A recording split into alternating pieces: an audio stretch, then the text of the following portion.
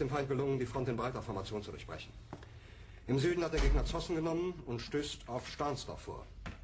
Der Feind operiert jetzt am nördlichen Stadtrand zwischen Frohnau und Pankow.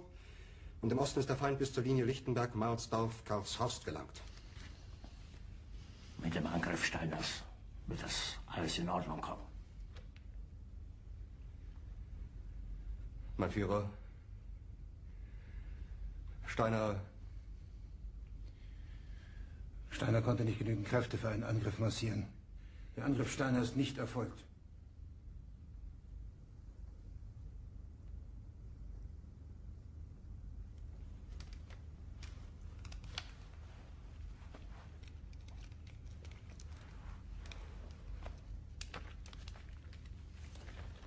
Es bleiben im Raum Keitel, Jodl, Krebs und Burgdorf.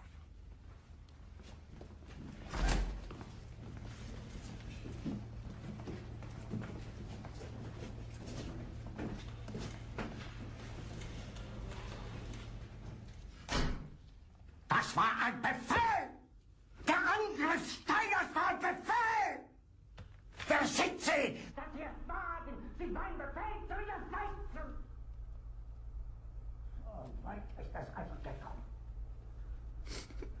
Das Militär hat mich belogen! Jeder hat mich belogen, sogar die SS!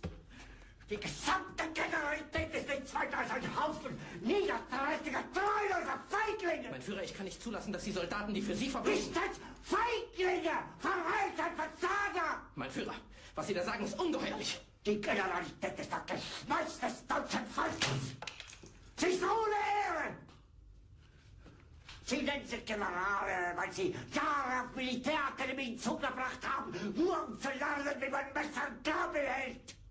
Jahrelang hat das Militär meine Aktionen nur behindert.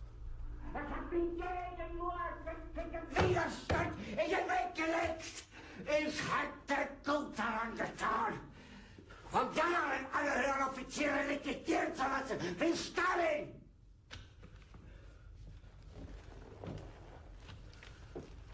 Ich war nie auf einer Akademie. Und doch habe ich allein auf mich gestellt, ganz Europa erobert. Verräter! Von allem Anfang an bin ich so verraten und betrogen worden. Es wurde ein ungeheurer Verrat geübt am deutschen Volke. Aber alle diese Verräter werden bezahlen.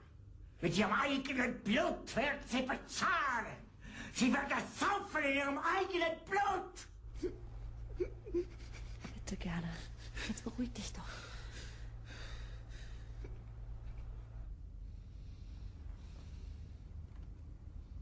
Meine Befehle sind in den Wind gesprochen. Es ist unmöglich, unter diesen Umständen zu führen. Es ist aus.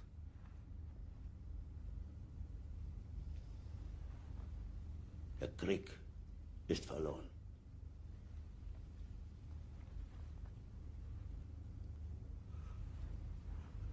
Aber wenn Sie, meine Herren, glauben, dass ich deswegen Berlin verlasse, irren Sie sich gewaltig. Eher jage ich mir eine Kugel durch den Kopf.